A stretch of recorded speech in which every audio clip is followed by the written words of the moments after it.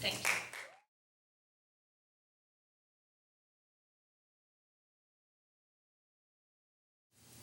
All right. Wow, there's a lot of people here. All right, so my story takes place during the young, delicate days of 5th grade. And any of you that know me know that I'm a little awkward, a little have trouble, conversating with people. It's not very obvious by now. But add to that the fact that I was really chubby when I was in 11, and you basically get the perfect recipe for the kind of kid that, gets picked on. He's not one of the cool kids. And, this was back in the days of like 2009, 2010, 2011 when the Reeboks were big. And, the John Walls, and I didn't have any John Walls, so I wasn't cool. So, back in the days of 5th grade, I wasn't cool, but I wasn't the uncoolest. Like there were some kids below me. You got like your totem pole. You got the cool kids at the top. You got the sort of cool kids in the middle, and then you had like me, who's not cool but like bearable in their eyes. And then there was these kids, like this kid I knew named Ted.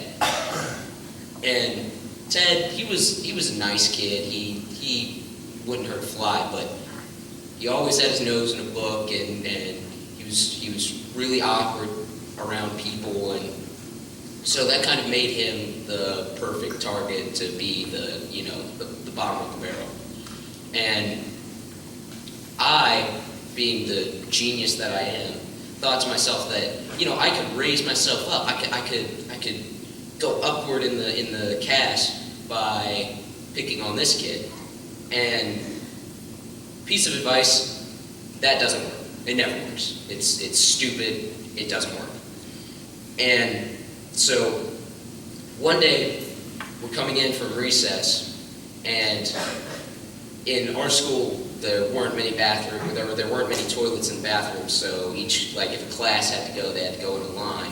And usually that meant that the teacher would go back to the classroom before everybody had finished, so there was like a good period of like 3 or so minutes when the kids were all alone. And so I'm going in with there's Ted in front of me and a kid behind me named John. And John is one of the cooler kids. And John goes in and he notices that Ted had left a book up on the trash can in the corner, and that book had then fallen off and was on the floor. And suddenly he gets this light bulb over his head, this great idea that he's going to start kicking the book for some reason. I don't understand why. I mean, it's dumb kid, so. But he starts kicking the book, and me being so smart, I decided, this is my chance. I'm going to be one of the cool kids by kicking a book. So I start joining in, and we're just screwing with this book for no reason. And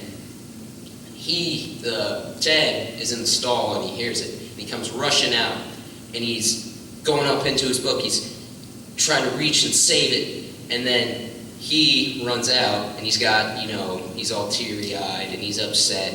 And we had messed his book up pretty bad. It was a library book, and library books are known to be for lesser quality than their bookstore counterparts.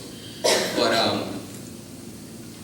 the book was messed up, and he was all upset about it.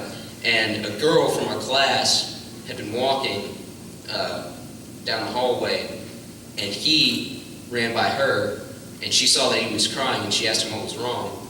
And he, starts going off about how me and John were messing up his book and everything. So long story short, I have to go home with a paper basically saying I'm a doofus, and you need to sign this to recognize that your child is a doofus, and make arrangements so that they're not as much of a doofus. And So I go home, and my dad's home, and my dad's a cop, and I didn't even know that would get a laugh, but I guess you can see where this is going. But even worse than that, he works the night shift, so he is not on a good sleep schedule. And so I'm coming home, and I'm trying to think of the way that I can say this, explain this without, catching a beating. And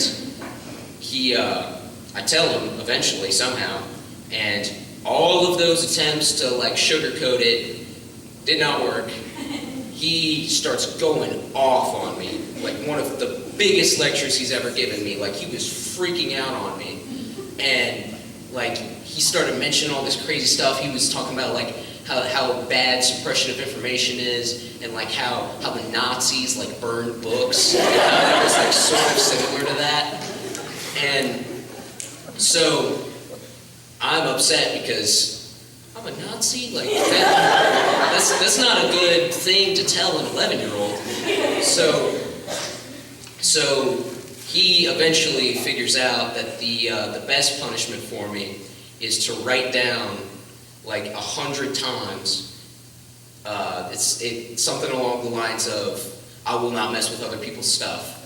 And because I was A, 11, and B, barely literate, that took me a very long time. And I was not happy with the situation. So basically what I learned that day is that, because the next day when I came in, there wasn't any parade for me. Things were the same. I was still the uncool, chubby kid. And basically what I had done the day before didn't make me any cooler or better than anybody else. It just, for one, it hurt Ted more, and then it also brought me down.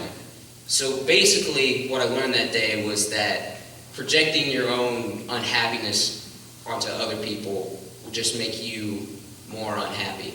So basically, just be nice to people. Thanks.